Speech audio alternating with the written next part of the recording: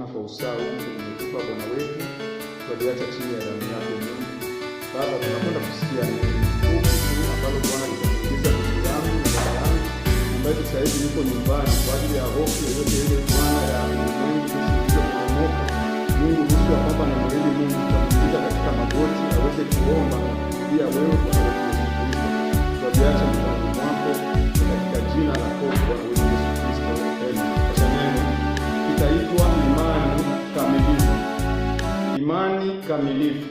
Hivyo basi tutaangalia imani kamilifu ni imani gani? Tutaangalia tunatakiwa kujengwa katika misingi gani ambayo ni ya imani kamilifu. Bwana Yesu asifiwe. Kwa hiyo hivyo katika kwanza tutasoma kwanza Waefeso 2:20. Tutaangalia Waefeso 2:20. Tutaangalia Efeso 2:20. Tutaangalia tunatakiwa tujengwe wapi, katika misingi gani tunayotakiwa kujengwa sisi. Basi sasa inatakiwa kila Mkristo anayeitwa ni Mkristo aweze kujengwa ndani ya imani hiyo. Kama wewe ni Mpentekoste, Mwanglikana, Mkatoliki, nani, haijalishi dini yoyote, dhehebu yoyote uliopo, inatakiwa wote tujengwe katika imani hiyo. Kwa hiyo sasa, sijui ndugu yangu utakuwa umepata hiyo unaweza ukasoma ndugu yangu Sele. Tunasoma katika jina la Bwana wetu Yesu Kristo. Ndio. Efeso 2:20 nasema, mmejengwa juu ya msingi wa mitume na manabii, naye Kristo Yesu mwenyewe ni jiwe kuu la pembeni. Amen. Eti mmejengwa juu ya misingi ya mitume na manabii, na Yesu Kristo ndiye jiwe kuu la pembeni. Kwa hiyo ndugu na dada, ukihitaji jambo lolote, ukihitaji kufanya jambo lolote lile, unatakiwa ulidumkize ndani ya Biblia, maana huko ndiko kuna msingi wetu. Huwezi ukajenga nyumba bila msingi, na msingi wetu ni mitume. Kwa hiyo kile chochote ambacho mitume walikifanya, nasi tunatakiwa kukifanya.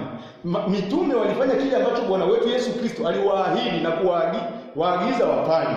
Kwa hiyo sasa na sisi tunatakiwa kufanya kile ambacho mitume walifanya. Bwana Yesu Kristo asifiwe. Kwa hiyo sasa katika somo hili la imani kamili au imani kamilifu, tutaangalia mitume walifanyaje, mitume waliendaje, mitume walifanyaje mpaka wakapokea Roho Mtakatifu, mitume walifanyaje hadi wakawa jinsi walivyo, na sisi tuenende hivyo hivyo katika njia ya mitume na manabii ili tuweze kufanikiwa na tupokee Roho Mtakatifu. Ningependa tu kukushauri ya kwamba kumbuka ya kwamba kuna Roho Mtakatifu, na yeyote aliye na Roho Mtakatifu ndiye atakayenyakuliwa.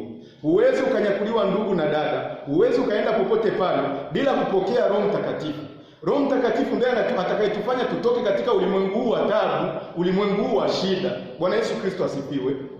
Hivyo basi nakuomba dada, tutaenda pamoja, tutaangalia mitume walifanyeje ili na sisi tuenende kulingana na jinsi walivyofanya.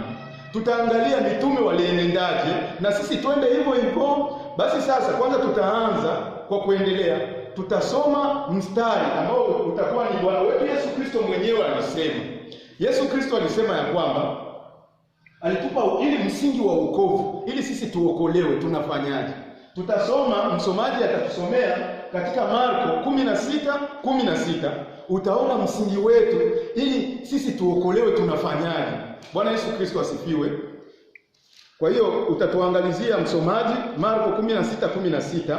Marko 16:16 inasema hivi. Ndiyo. Baadaye 16 inasema, aaminie na kubatizwa ataokoka, asiamini atahukumiwa. Amen. Eti Marko 16:16 inasema aaminie na kubatizwa ataokolewa. Kumbe wokovu unakuja katika mambo mawili, kuamini na kubatizwa. Kwa hiyo wokovu unakuja na mambo mawili. Aaminie, kuamini nini? Na kubatizwa, utabatizwaje? Bwana Yesu Kristo asifiwe. Kwa hiyo sasa sisi tunatakiwa tuwe na imani kamilifu. Imani kamilifu ni imani iliyojengwa chini ya misingi ya mitume na manabii. Hiyo ndiyo imani kamilifu. Kwa hiyo wewe utakapokuwa na imani ya aina hiyo, hiyo ni imani kamilifu.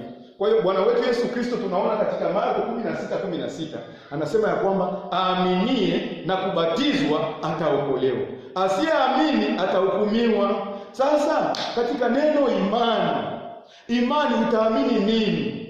Unatakiwa uamini Bwana wetu Yesu Kristo kuwa ni Mungu halisi, ni Mungu muumba wa mbingu na nchi. Tutasoma pamoja nasi kuhusu swala la imani. Utasoma ndugu yangu kama unayo Warumi 10. Tutaangalia tunaangalia imani chanzo chake ni nini. Kwa sisi tunajifunza, somo letu ni imani kamilifu. Kwa hiyo tukasema imani kamilifu, imani halisi inajengwa chini ya misingi ya mitume na manabii. Inajengwa juu ya msingi ya mitume na manabii.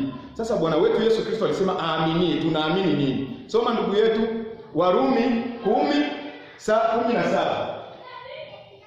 Warumi 10:17. Warumi 10:17 inasema eti, ndio basi imani chanzo chake ni kusikia, na kusikia huja kwa neno la Kristo. Amen. Shia hapo ndugu yangu. Eti imani chanzo chake ni kusikia. Kwa hiyo imani inakuja kwa kusikia. Unaposikia leo sauti ya Mungu ndugu yangu, ninakuasa ya kwamba sikia sauti ya Mungu, na inakuja imani hiyo kwa neno la Mungu, sio neno la baba, sio neno la mtu yeyote, sio neno la bibi. Imani inakuja kwa kusikia neno la Mungu, na neno la Mungu halisi, sio halisi, linatoka katika Biblia, katika maandiko ndiko kuna neno la Mungu halisi. Bwana Yesu Kristo asifiwe. Kwa hiyo ndugu, nakuhasa wewe ndugu yangu Mpentekoste, Mkatoliki, dini yoyote ile, kumbuka ya kwamba huwezi ukaenda mbinguni bila kuishi kulingana na kile neno la Mungu limesema. Na neno la Mungu ni Biblia. Hii Biblia hii, mchungaji wako, mchungaji wangu, mchungaji wa yeyote yule atahukumiwa kupitia Biblia hii. Kwa hiyo ndio maana imani halisi inakuja kwa kusikia neno la Mungu. Ni neno la Mungu halisi, lisilogoshiwa, lisilochanganywa na uchafu wowote ule. Chochote kile mitume walichokifanya na sisi tunapaswa kuendana nacho. Kwa hiyo sasa hapa Marko 17 anasema, Yesu mwenyewe alisema, aaminie na kubatizwa ataokoka, asiyeamini atahukumiwa. Kwa hiyo tumeona kuamini ni kuamini neno. Ni kuamini neno. Sasa kubatizwa ndo kuna kasheshe. Hapo ndiko kuna kasheshe ya mara ya ubatizo, yameleta utata sana. Kwa hiyo ninakuomba ndugu yangu, kama utaendelea kunisikiliza, itakuwa ni vizuri sana twende taratibu. Tutaona imani, tumetoka kuona ya kwamba tunaamini neno la Mungu, na neno la Mungu ni Biblia. Kwa hiyo mtu yeyote atakayekuletea mafundisho tofauti na Biblia, huyo yuko nje ya neno. Subiri kwanza, kabla hatujasoma kuhusu swala la ubatizo, ndugu yangu anatusomea andiko moja. Hilo litatuingiza sasa katika masuala mengine ya ubatizo. Ndugu, unaweza kutusomea Wagalatia 1:8 na 9. Yaani unasoma Wagalatia 1:8 hadi 9. Lakini ijapokuwa sisi au malaika wa mbinguni, ndio atawahubiri nyinyi injili yoyote, isipokuwa hiyo tuliyowahubiri. Mitume ambaye ni Paulo yuko anasema, mtu yeyote akileta injili tofauti na ile tuliyowahubiri sisi mitume, ndio na alaaniwe, mchungaji, askofu, mhubiri, papa wa Roma, mtu yeyote atakayeleta injili tofauti na neno la Mungu lililohubiriwa katika Biblia, huyo mtu yuko chini ya laana. Ndio 9 inasema, ndio kama tulivyotangulia kusema, na sasa nasema tena, mtu awaye yoyote akiwahubiri nyinyi injili yoyote isipokuwa hiyo mlioipokea, na alaaniwe. Nasikia ndugu yangu, nafikiri umenisikia vizuri, ya kwamba ukileta mahubiri yoyote tofauti na yale yaliyohubiriwa katika Biblia, umelaaniwa. Haijalishi mchungaji wako alikuambia jambo, kama haliko katika Biblia, uko chini ya laana. Haijalishi ndugu yako, mama yako, baba yako alikuambia jambo lolote, kama haliko ndani ya Biblia, huyo mtu yuko chini ya laana. Kwa hiyo ndugu, ninakuambia kuna hukumu inakuja, na inakubidi kukimbia hukumu. Inakubidi ukimbie kama ukoma ndugu yangu. Njia pekee ya kukimbia ni kukimbilia ndani ya Bwana wetu Yesu Kristo. Huyo Yesu Kristo ndiyo neno, ndiyo itakayoweza kukuokoa. Yesu Kristo ni neno. Ninaposema Biblia ninamtaja Yesu. Kwa hiyo kama unahitaji kuokolewa, ingia ndani ya neno la Mungu. Bwana Yesu Kristo asifiwe. Kumbuka Yohana anasema hivi. Hapo mwanzo kulikuweko neno, naye neno alikuwa kwa Mungu, naye neno alikuwa ni Mungu. 14 nasema naye neno alifanyika mwili akakaa kwetu. Huyo neno ni Bwana wetu Yesu Kristo, ndiye ninayemhubiri leo, ndiye ninayemtangaza leo. Nikitaka nikwambia kwamba ndugu yangu, inabidi umgeukie Bwana wetu Yesu Kristo. Korona inapona ndani ya Bwana wetu Yesu Kristo. Korona haina nguvu ndani ya damu ya Bwana wetu Yesu Kristo. Hakuna jambo linaloweza kushinda jina la Bwana wetu Yesu Kristo. Kwa hiyo ndugu, nakuomba kabla sijaendelea, Bwana wetu Yesu Kristo alisema, aaminie na kubatizwa ataokoka. Kwa hiyo wokovu unakuja katika mambo mawili. Kuamini ni kuamini neno la Mungu, na kubatizwa. Kumbe ubatizo ni jambo la muhimu sana. Kumbe inatubidi na sisi tupokee ubatizo. Unaweza kusema mbona nimebatizwa? Mbona nimebatizwa ndugu? Angalia sasa maisha yako. Je, ulibatizwa vizuri kulingana na neno la Mungu? Hiyo ndiyo swali. Ulibatizwa vizuri kulingana na mapenzi ya Mungu makamilifu ambayo ni neno la Mungu, na neno la Mungu ni Biblia? Je, nikikuchukua wewe na ubatizo wako, ninakudumukiza ndani ya neno, utamkuta mtu yeyote aliyebatizwa kama ulivyobatizwa wewe? Hivyo basi utakapokuta kwamba hukubatizwa hivyo, tutaenda kuna somo hili tunaenda kuliona la ubatizo, ya kwamba kuna jambo fulani ambalo tunapaswa kubatizwa kulingana na neno la Mungu. Kwa hiyo kwanza tushikilie hapo ya kwamba aaminie na kubatizwa ataokolewa. Asiyeamini amekwisha hukumiwa. Kumbe usipoamini neno la Mungu linalokuletea leo, usipoamini neno la Mungu linalokutangazia leo ya kwamba Yesu Kristo ndiye Bwana, na Bwana maana yake Mungu, Mungu mkuu, muumba wa mbingu na nchi. Nitakwenda siku moja kuwasomea au kuwaletea somo la uungu wa Bwana Yesu Kristo.